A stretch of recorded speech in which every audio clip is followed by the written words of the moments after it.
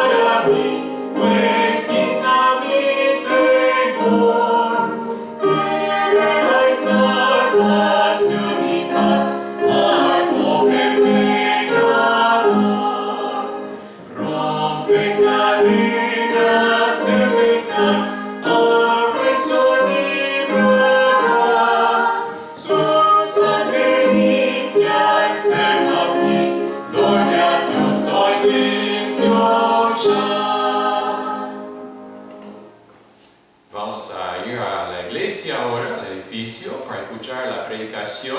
Entonces yo les invito a abrir sus Biblias a Lucas capítulo 3. Y vamos a escuchar la historia que tiene que ver con las letras de este himno. El título de esta predicación es Buenas noticias para los tiempos malos. Y hoy estaremos mirando Lucas capítulo 3 y los versículos 1 al 6. Este capítulo arranca con una lista de gobernantes, de líderes religiosos, ambos del pueblo romano y del pueblo judío. Y las cosas políticas siempre son delicadas. Aunque tengo mis opiniones en cuanto a la cosa política, este no es el lugar para difundirles, ni comentar a quién yo estaría apoyando. Sin embargo, lo que yo sí sé es que muchas personas ponen mucha confianza en un sistema político que puede cambiar un país o el mundo para lo mejor. Sin embargo, en la última instancia es inútil y equivocado que los cristianos pongan su esperanza en el proceso político para solucionar los males de nuestra sociedad. Tratar de hacer una reforma moral a través de la política es como intentar poner un traje o un smoking a un chancho. Uno puede vestirlo bien de afuera, pero nunca va a cambiar su naturaleza por adentro. Y en tiempos de decadencia moral, lo que más está necesitado en el mundo no es una situación política que uno puede prometer que va a cambiar todo. No, cuando los tiempos son malos, el mensaje que más necesitamos son las buenas nuevas de la salvación de Dios. A través del Evangelio, Dios llega al corazón del problema, y ese problema es el corazón del ser humano. Cuando los pecadores se arrepienten y creen en el Evangelio, cambiarán moralmente de adentro hacia afuera. La predicación del Evangelio es claramente la solución de Dios para los problemas morales que enfrenta este mundo malvado. Lucas comienza esta nueva sección que presenta el ministerio de Jesucristo enumerando los líderes políticos y espirituales en el momento en que el precursor Juan el Bautista comienza a predicar. Y esto nos demuestra en primer lugar hoy de mañana que los tiempos malos abundan. Pero los tiempos son especialmente malos cuando no hay palabra de Dios en la sociedad. Lucas, como ya dije, enumera a estos líderes para mostrarnos que el Evangelio tiene sus raíces en la historia real. No es un cuento de hadas que ilustra verdades espirituales o moralejas. Es una historia verdadera que sucedió en un momento y lugar determinado. Debido a varios problemas cronológicos, existe un debate sobre el año exacto en que Juan comenzó su ministerio. Pero fue alrededor de 29 después del nacimiento de Jesucristo. Y Lucas comienza con el político principal. ¿Quién era? Era Tiberio César. Fue hijastro de Augusto y reinó desde el 14 al 37 después de Cristo. No era un hombre notoriamente malvado como su sucesor Calígula o su sucesor posterior, Nerón, pero tampoco era un hombre piadoso. Tuvo muchos problemas morales. Su mención les recuerda a los lectores de Lucas que Roma tenía dominio sobre Israel. Tuvo su dedo encima del pueblo. Poncio Pilato fue el gobernador de Judea del 26 al 36 después de Jesucristo. Se haría famoso para entregar a Jesús para ser crucificado para aplacar a los líderes judíos. Herodes Antipas era hijo del malvado Herodes el Grande. Reinó sobre Galilea desde el 4 hasta el 39 después de Jesucristo. Más tarde encarcelaría y luego decapitaría a Juan el Bautista. Felipe, hermano de Herodes, gobernaba una región al este y al norte de Galilea. Lisanías era gobernador de Abilinia, más al noreste. Los líderes espirituales principales fueron Anás y Caifás, a quienes Lucas menciona que compartían un sumo sacerdocio. Anás había sido el sumo sacerdote desde el 6 al 15 después de Jesucristo, pero había sido depuesto por las autoridades romanas. Varios de sus hijos, eventualmente su yerno, Caifás, lo reemplazaron en 18 al 36 después de Jesucristo. Pero Anás ejerció el poder y retuvo el título, de modo que los dos hombres pudieran ser referidos bajo un solo sumo sacerdocio. Pero aunque era un oficio espiritual, el Nuevo Testamento se desprende claramente que ninguno de estos hombres conocía a Dios ni se preocupaban de los asuntos espirituales. Eran políticos que se preocupaban por su propio poder y prestigio. Fue en esta situación política y espiritual corrupta con Israel bajo el control de Roma que Juan comenzó su ministerio. Habían pasado 400 años desde que hubo un profeta en Israel, llamando al pueblo a la renovación y reforma espiritual. Los malos tiempos abundan, pero los tiempos son especialmente malos cuando no hay una palabra del Señor entre el pueblo. Aquellos que conocieron a Dios y esperaron el consuelo de Israel deben haber desesperado en ocasiones. Pero sabían que lo que necesitaban no eran mejores políticos. Necesitaban más que nada la palabra de Dios entre ellos. Y eso me dirige al segundo punto hoy en esta predicación. Lo que más se necesita en los malos tiempos es una palabra de Dios acerca de su salvación a través de su fiel mensajero. Dios había profetizado a través de Isaías y luego a través de Malaquías, que enviaría a su mensajero antes de la venida del Mesías. Finalmente, 400 años después de Malaquías, hubo un hombre enviado de Dios, el cual se llamaba Juan. Eso se encuentra en Juan capítulo 1, versículo 6. Si preguntas por qué Dios esperó tanto cuando el mundo tenía una necesidad tan desesperada del Salvador, mi respuesta debe ser muy sencilla. No lo sé. Y nadie más lo sabe. Sabemos que Dios es soberano y omnisciente y que se dirige la historia en su tiempo perfecto, según Gálatas capítulo 4 y versículo 4. En esta época oscura de corrupción política y espiritual, vino la palabra de Dios a Juan, hijo de Zacarías, en el desierto, según Lucas capítulo 3, versículo 2.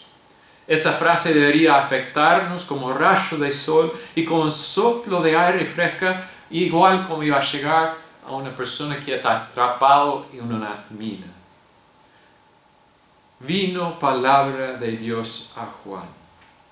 Si Lucas quizás hubiera dicho que en estos tiempos sombríos había llegado a Poncio Pilato la palabra de un nuevo plan de gobierno para reducir la pobreza entre los ciudadanos, y hubiéramos dicho, otro más. Si Lucas hubiera dicho que la palabra de un nuevo programa para aumentar la participación religiosa entre los judíos había llegado a los sumos sacerdotes, hubiéramos pensado, y bueno.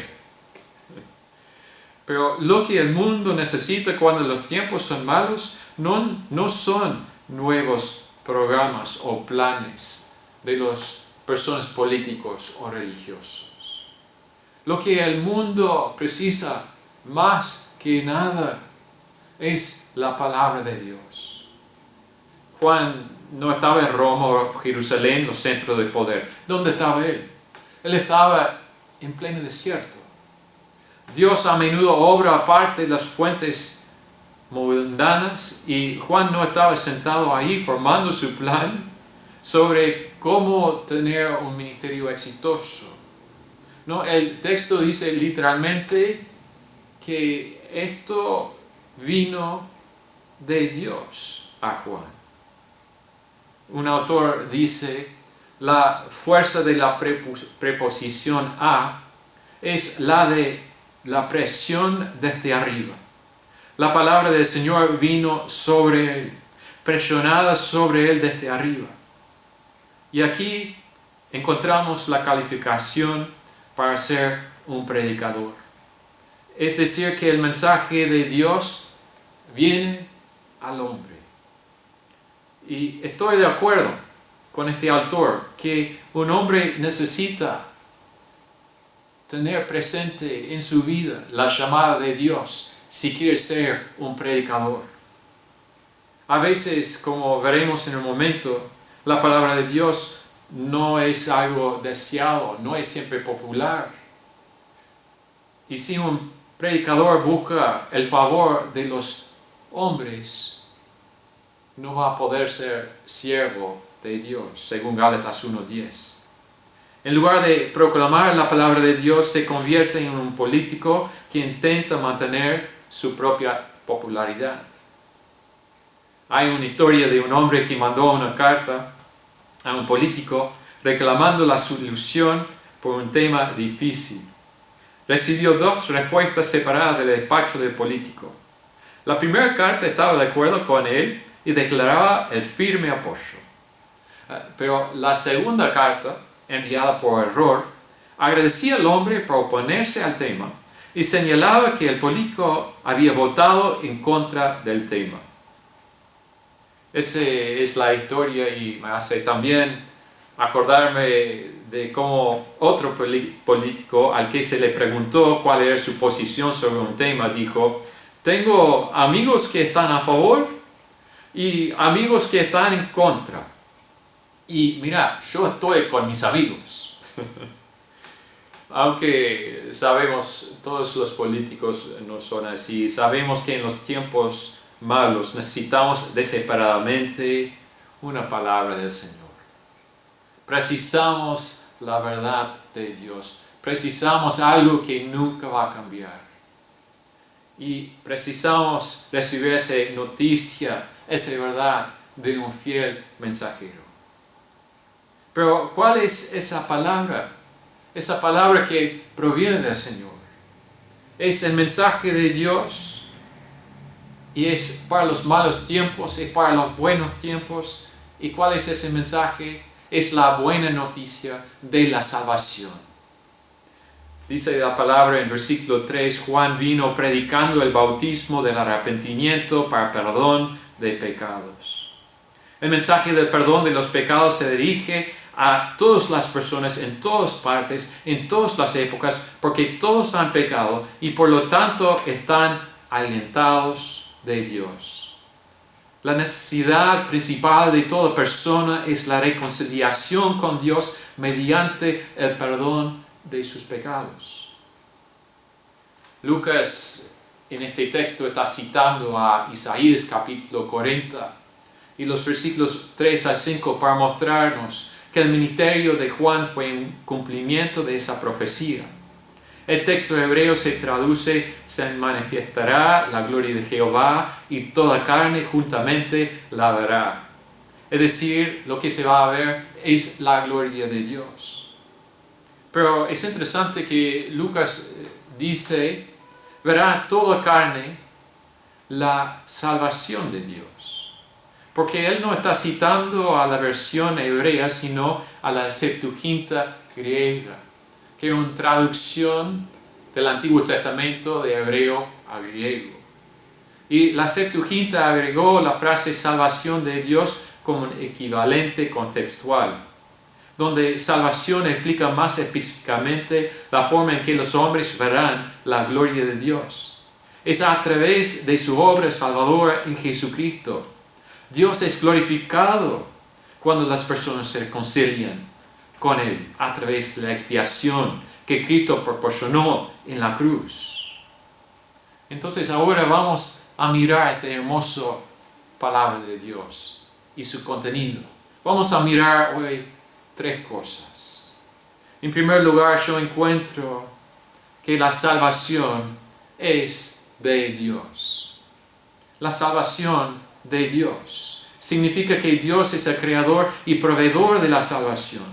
Lucas ya ha usado esta palabra en particular en 2:30, donde Simeón sostiene al niño Jesús y proclama: han visto mis ojos tu salvación. De lo que somos salvos es de nuestro pecado y el eminente juicio de Dios debido a nuestro pecado. Por tanto, un elemento clave en la salvación es el perdón de los pecados. Dado que solo Dios puede perdonar los pecados y la Biblia es clara en que Él lo hace solo por su gracia gratuita, ningún hombre puede salvarse a sí mismo, ganándolo a través de cualquier cantidad de buenas obras o mérito o esfuerzo humano. La salvación proviene totalmente de Dios, quien la planeó antes de la fundación del mundo, la anunció a través de sus profetas y envió a su mensajero Juan y su Salvador, el Señor Jesucristo. El gran predicador británico Spurgeon cuenta el momento pocos meses después de su conversión a los 15 años, cuando se dio cuenta de que su salvación venía totalmente y completamente de Dios. Estaba sentado en la iglesia cuando dice: el pensamiento me golpeó. ¿Cómo llegaste a ser cristiano? Busqué al Señor. Pero ¿cómo llegaste a buscar al Señor? La verdad cruzó por mi mente en un momento. No debería haberlo buscado a menos que hubiera habido alguna influencia previa en mi mente para hacerme buscarlo. Oré, pensé, pero luego me pregunté: ¿cómo he llegado a orar? Me indujeron a orar leyendo las Escrituras. ¿Cómo llegué a leer las Escrituras? Los leí, pero ¿qué me llevó a hacerlo? Entonces, en un momento, vi que Dios estaba al fondo de todo y que Él era el autor de mi fe. Y así toda la doctrina de la gracia se me abrió y deseo hacer de esta mi confesión constante. Atribuyo mi cambio totalmente a Dios. Después se escribió a su padre lo siguiente: confío en sentir lo suficiente la corrupción de mi propio corazón para saber que, en lugar de hacer lo más mínimo para adelantar mi propia salvación, mi viejo corazón corrupto lo impediría si no fuera porque mi Redentor es poderoso y obra como le place.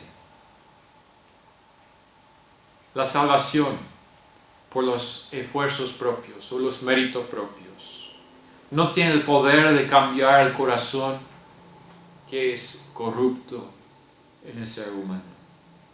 Pero sabemos que Dios es poderoso para salvar. El único mensaje que traerá alivio a este mundo perverso es el mensaje de que la salvación proviene de Dios.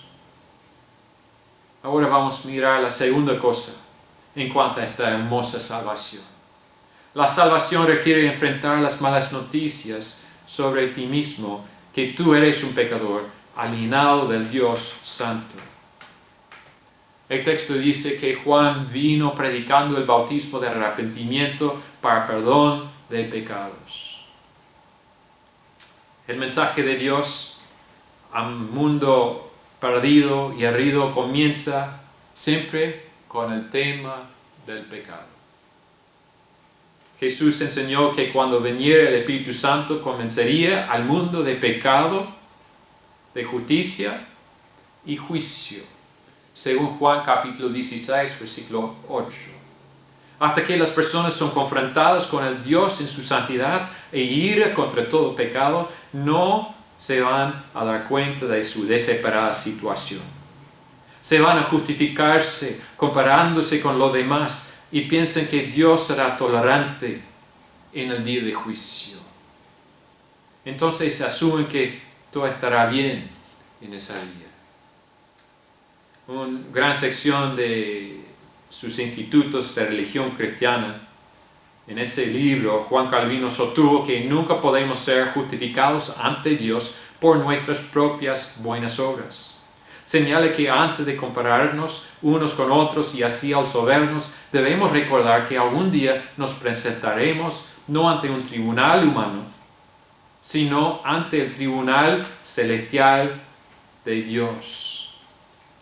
Él pregunta, ¿cómo responderemos al juez celestial cuando nos llame a rendir cuentas?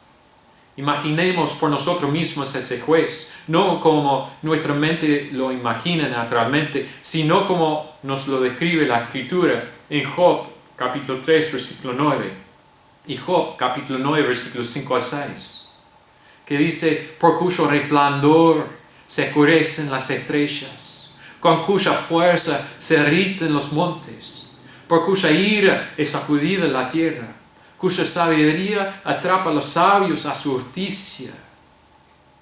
¿Quién se mantendrá confiado ante su trono? La cita de Lucas de Isaías capítulo 40 versículo 3 al 5 nos muestra en lenguaje figurado el problema que tienen los corazones humanos pecadores al recibir al Rey de Reyes y su salvación. Isaías describe la escena en lo que un rey anuncia que visitaría una aldea remota. El sendero montañoso, rocoso, retorcido y de subida y bajada era lo suficientemente bueno para los aldeanos, pero no era adecuado para el rey. Entonces el pueblo necesitaba conseguir un equipo de obreros para enderezar el camino, rellenar las valles, nivelar las montañas en el camino y quitar las rocas y rellenar los pozos, de modo que el rey tuviera un camino recto y liso para su llegada. Y esto es una imagen espiritual.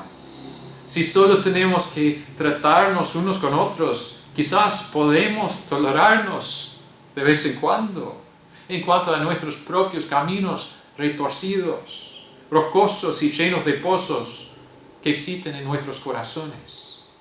Pero cuando viene el Rey de la Gloria, vamos a estar con grandes problemas. Nuestros corazones están llenos de pozos de pecado e impureza. Hay montañas de orgullo y justicia propia en el camino. Caminamos por los caminos tortuosos del engaño y la falsedad. Están los caminos ásperos, pedregosos y llenos de codicia, los celos, la voluntad propia, la culpa y la desobediencia. ¿Y usted piensa que el rey va a caminar por estos senderos así tan torcidos en su corazón? Ahora, no apliques mal esta ilustración. Obviamente no estoy enseñando que debemos eliminar todo rastro de pecado y corrupción antes de poder recibir al Rey en nuestra vida. Eso sería imposible. Pero el Espíritu Santo debe convencerte de la terrible pecaminosidad que existe en tu corazón, para que reconozcas tu desesperada situación y tu desesperada necesidad para la salvación de Dios. Debes enfrentar las malas noticias sobre ti mismo como pecador antes de poder recibir la salvación de la gracia de Dios.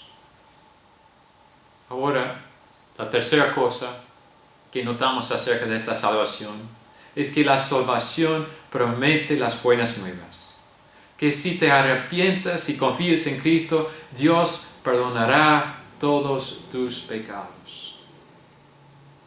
El arrepentimiento y la fe a menudo están vinculados en las Escrituras y son como las dos caras de una sola moneda.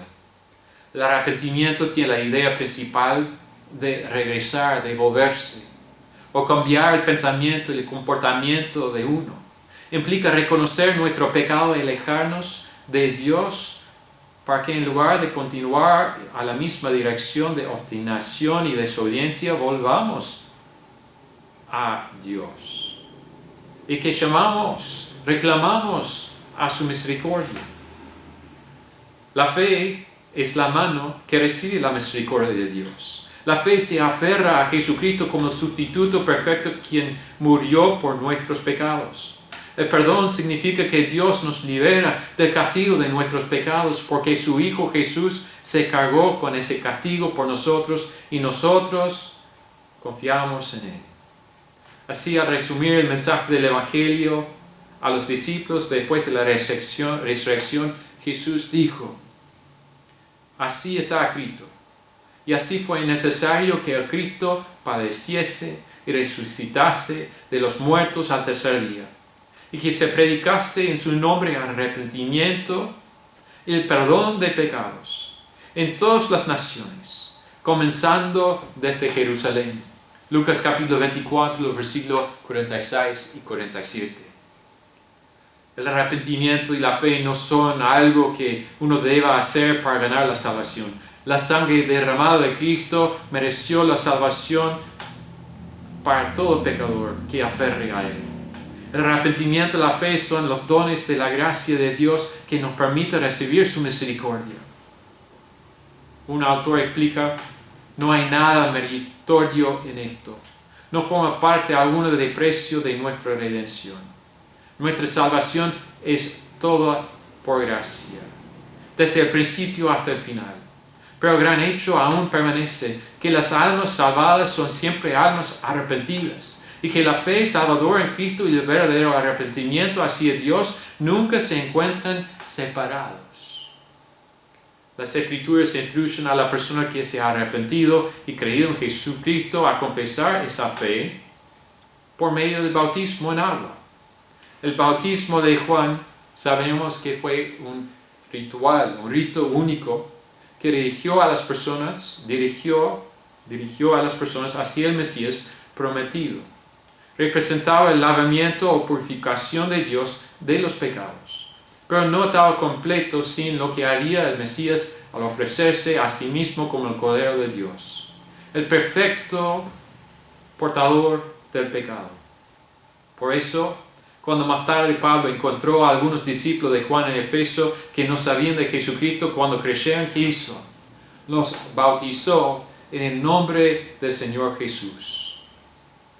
Así que para aquellos que sí han puesto su fe y sí han arrepentido de sus pecados, el bautismo es una confesión pública que simboliza lo que Jesucristo ha hecho espiritualmente por el que ha creído.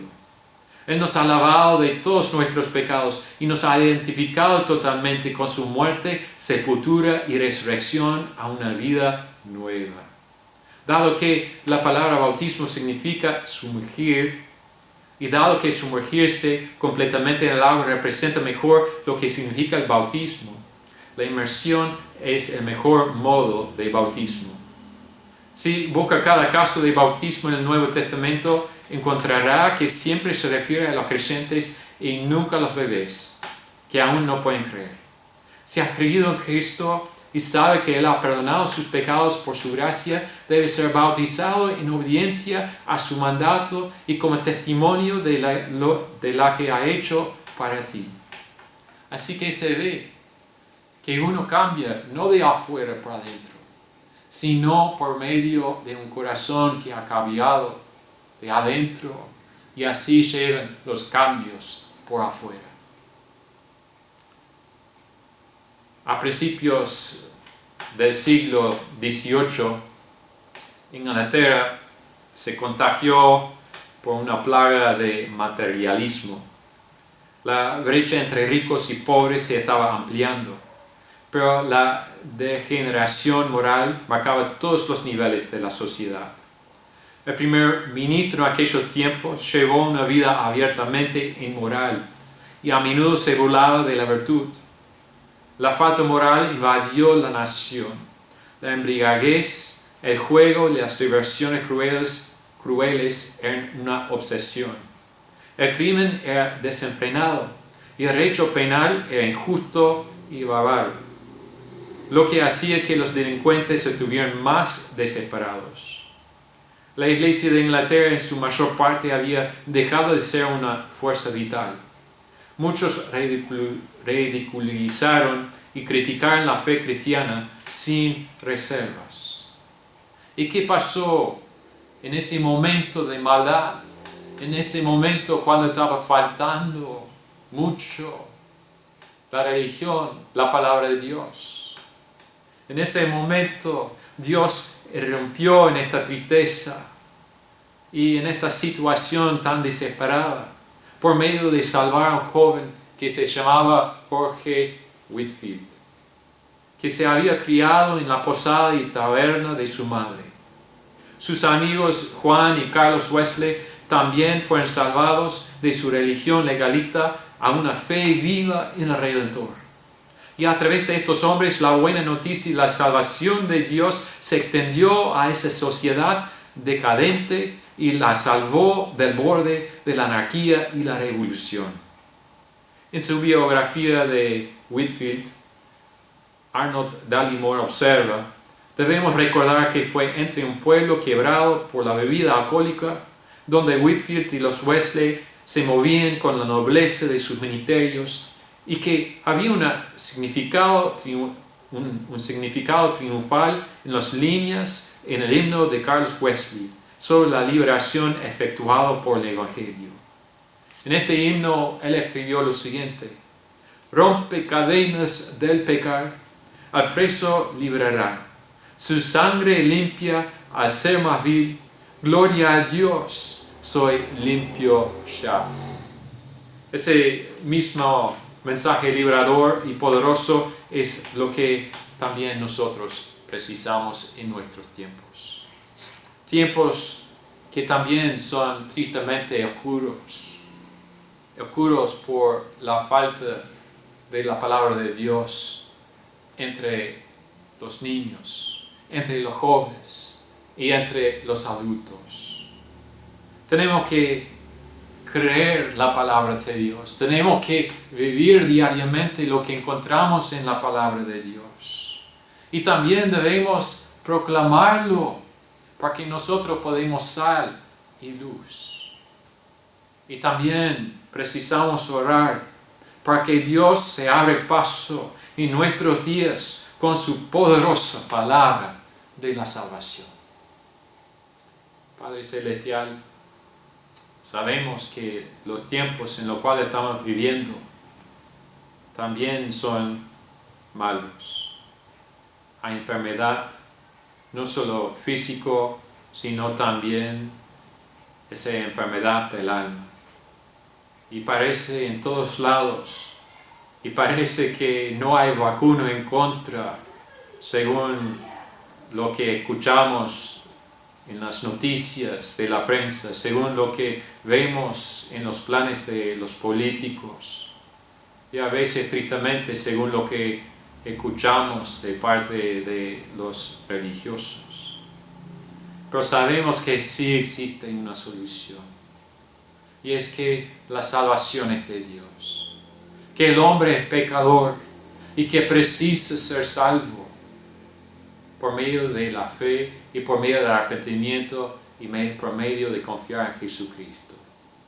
Entonces, Señor, pido que tú nos ayudes durante esta semana de ser luces, de no tener temor o miedo de hablar en cuanto a ti, de difundir las promesas que encontramos en tu palabra y así dar esperanza entre personas que andan en tinieblas. Pido todo esto en el nombre de Cristo Jesús. Amén. Para terminar nuestro tiempo, vamos a cantar el número 386. Hazme una fuente de bendiciones.